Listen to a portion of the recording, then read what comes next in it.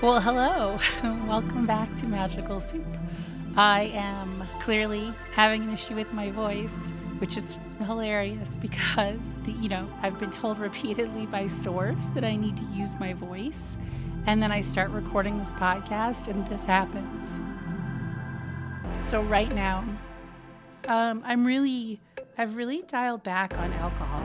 I listened to the Huberman Report podcast on alcohol, and that was pretty eye-opening. So I am going up to a house party to dance, and I'm super, super psyched about it. I love going out dancing. It's my medicine, and it is not my medicine if I'm drinking every time I go out, because I like to go out dancing a lot. So I have had to figure out how to go out to, bars with dancing and parties with dancing and not really do much of anything. Something happened to me last night and it's really got me processing. So I went to one of our favorite dance clubs. It's not a club, it's an art bar, but they play really good music. And last night they had a DJ that had a guy playing bongo drums along with the DJ. It was so fun. So I am at this bar and I run into a friend who I haven't seen in a minute.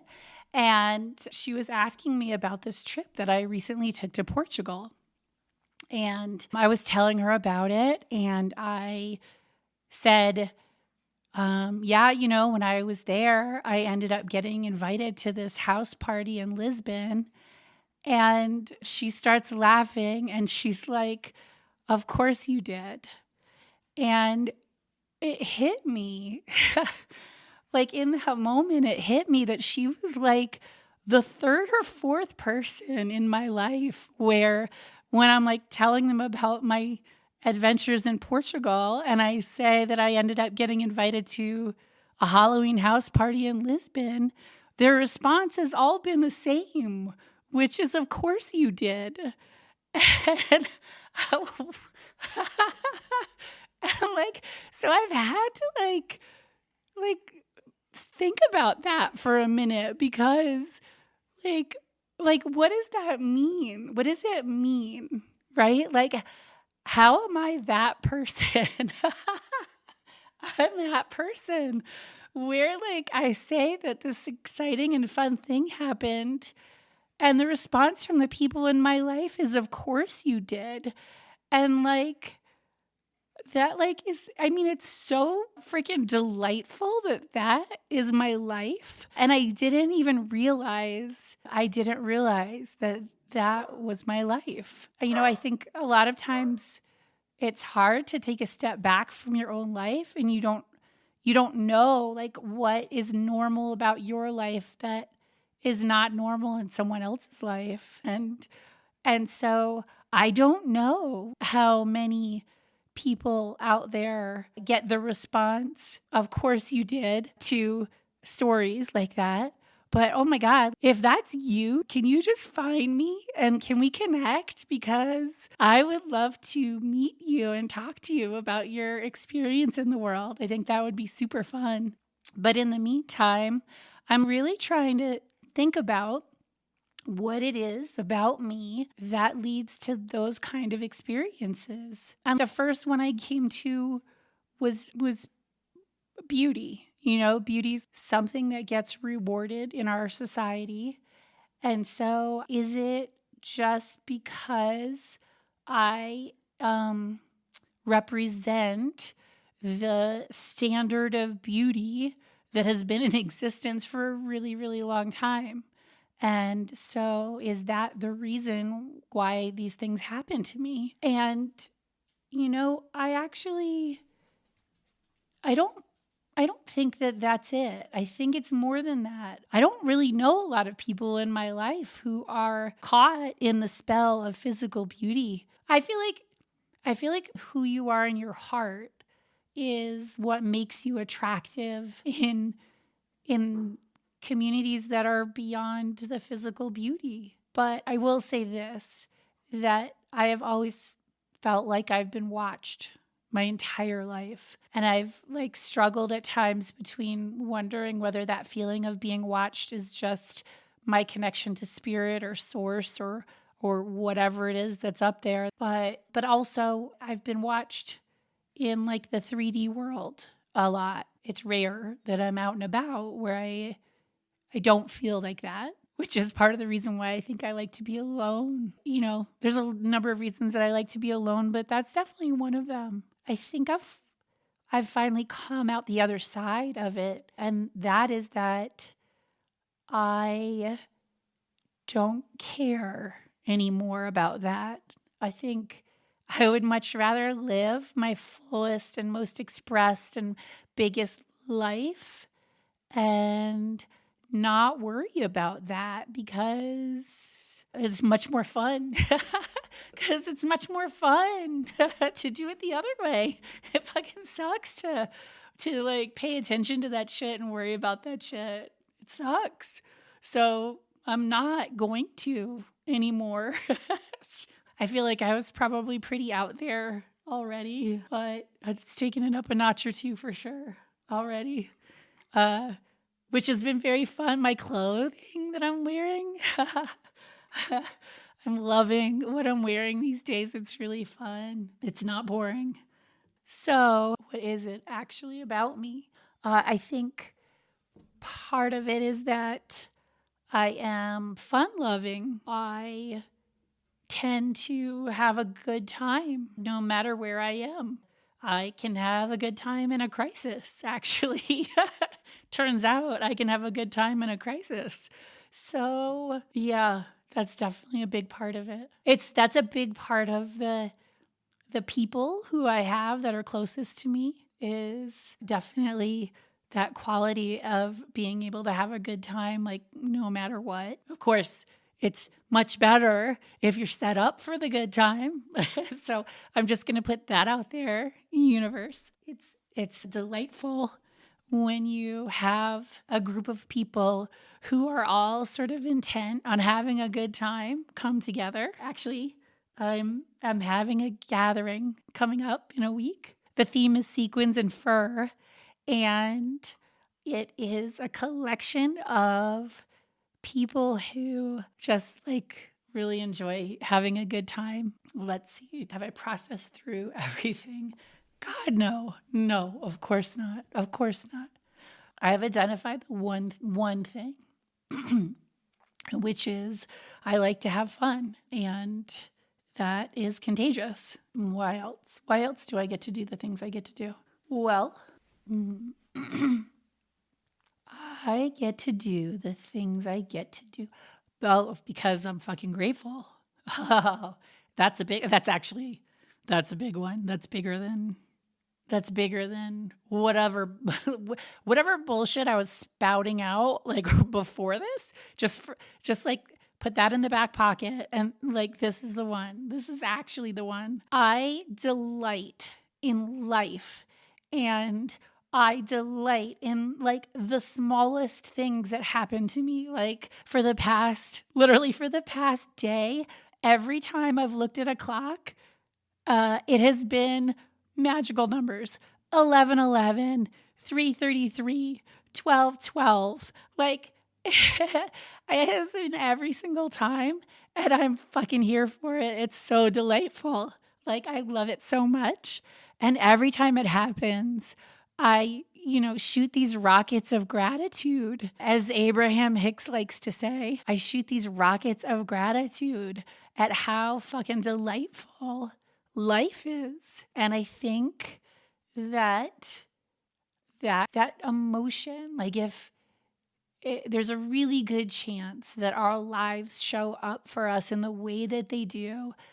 It is the law of attraction, but the way that I think about it is the emotion that you feel, how strong you feel it, how much you feel it generates energy that creates more. Like we're like somehow we are rewarded in this lifetime, in this game, in this simulation, in who knows, whatever this is, But what I have discovered and what I feel like is pretty consistent, and it is the law of attraction, but it's nuanced. And the nuance is that this thing wants us to be alive and it wants us to feel emotion.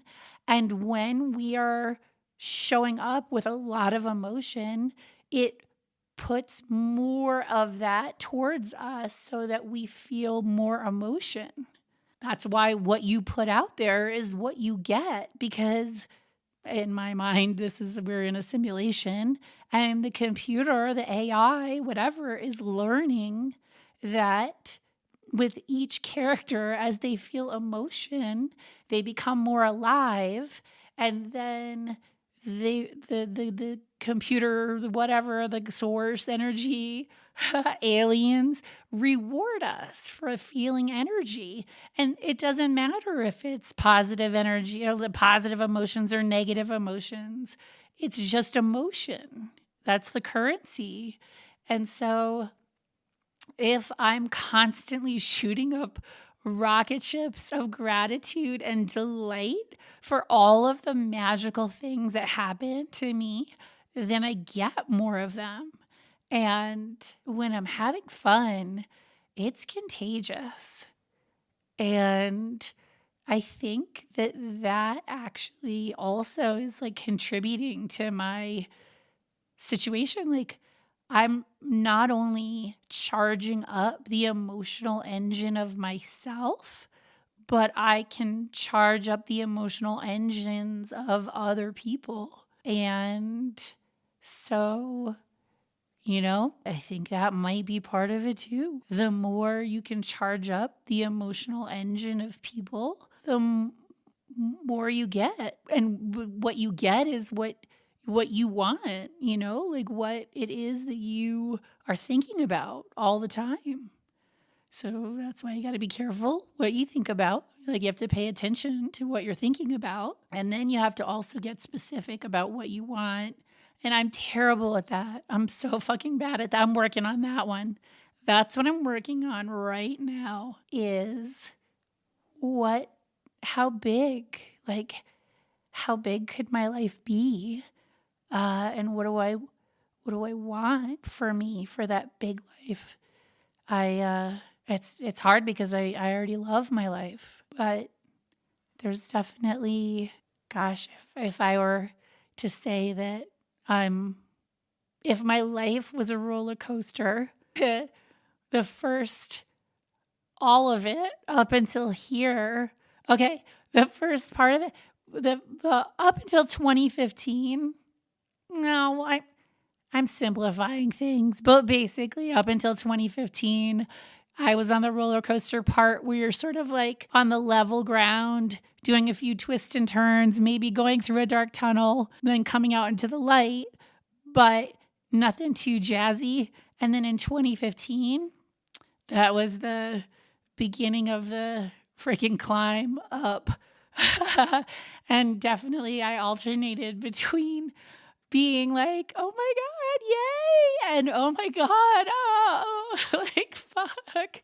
But it was both of those hardcore emotions, because I did not know where this was going, and sometimes it was painful. But I got to the top, and I definitely saw the down, and I decided that instead of being like, what's going to happen? I was like, what's going to happen? And I put my hands in the air, and I am on the down of that. I'm on the down. It's just like thrills and delight. and not a ton of worry, actually. I don't know. It doesn't make any, I have bet on myself so many times now, and it works out. So I think as long as you have the emotion, the passion for what it is that's next for you, you should bet on yourself. You should bet on yourself. That seems to be also something that helps. that works. Some of my greatest rewards have been when I literally covered my eyes, stood on the edge of a cliff, and stepped off. And then the net appeared, and in the most unexpected ways. And it has put me on the path towards living the life that is most representative of me. I'm closer. I'm not there yet. I'm getting so much closer, and it's happening a lot faster now. But yeah, living the life that is perfectly designed for me. That's the goal. So that's fun to figure that out.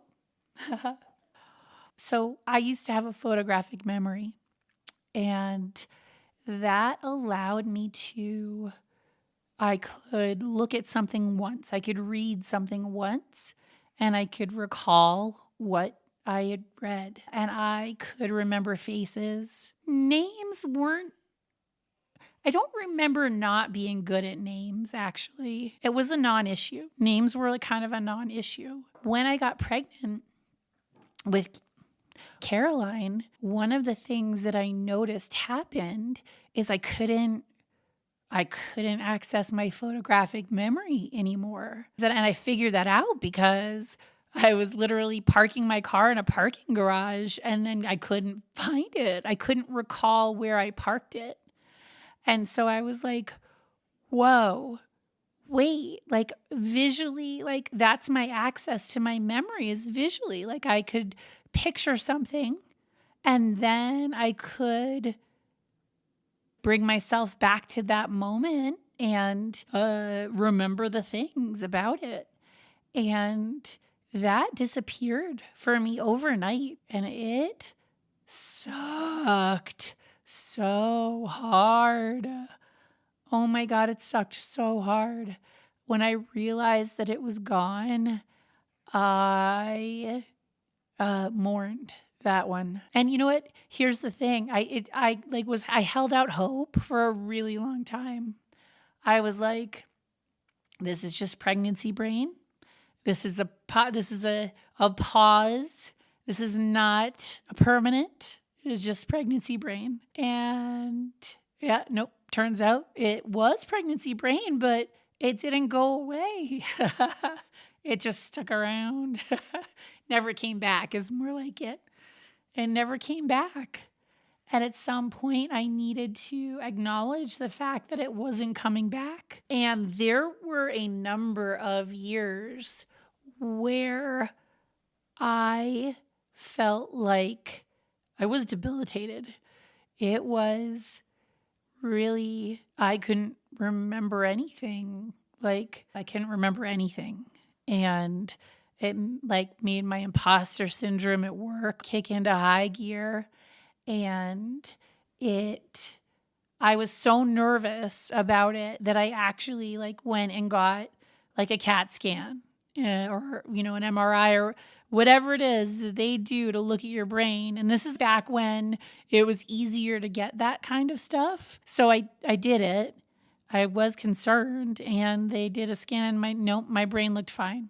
So then I had to really sort of understand that this turns out this was my new brain. Other than researching pregnancy brain a little bit and understanding that part of my postpartum depression was mourning a loss of my photographic memory. But other than that, I didn't really do anything and like making sure that my brain was okay, right? Like I went and got the scan. But other than that, I didn't really do anything to repair it. And there's a lot of reasons for that. My health and well-being was so far down on the priority list for a very long time. But I did end up magically having a project fall in my lap, which was a documentary about brain science. And I got to interview a Harvard professor about what we now know about brain science and how we learn and retain information. And because I did that documentary, I had to learn all about memory and learning and how it works. And it allowed me to understand how it was supposed to work. Your brain typically builds scaffolding, and that scaffolding connects memories to memories and things to things and knowledge to knowledge. And you are building that. It's a muscle, you're building that scaffolding as you're a little kid and you're growing, and that's how you're retaining and holding on to more and more. And because I had a photographic memory, I never built that access system. My brain never built scaffolding for any of it because it was all just like magically available. Like, pictured it, poof, there it is, without any context. And so not only did I lose like all of my memories, I really can't remember anything. I can remember it if someone paints a picture of a scene in so much detail that it feels like it tickles my brain a little bit, and then it kind of comes up, and I have that sense of, I know that this is true and I can kind of remember it, but I cannot recall. I don't really bring back much. It's more just a little bit of the emotion around it and the knowledge that is a true memory. And so here I am in this later stage of my life, and I am having to build all new scaffolding so that I can create a new database in my brain and access memories. I could remember a face from anywhere, and now I cannot, unless we've had a drop-in conversation where I can attach a bunch of things to who you are as a person. I do not remember you. And it's awful. It feels terrible. It's the worst. It's the fucking worst. Because how do you not even recognize a person's face, especially if you've had a conversation with them? Now, granted, might have been a very cursory, brief conversation, but you would think that if you'd had a conversation with someone, you'd be able to remember them. That one's the worst. That one's the worst. If I were focused on this part of healing my brain, I wonder if the mushrooms would do that. Oh, God, that would be so fucking dope. That would be so amazing. Could they do that? I don't know. I'm going to give it a shot. Maybe I need to just stop talking now. Maybe I need to end this scene. I'm going to end this scene and make room for what is next. It's going to be good.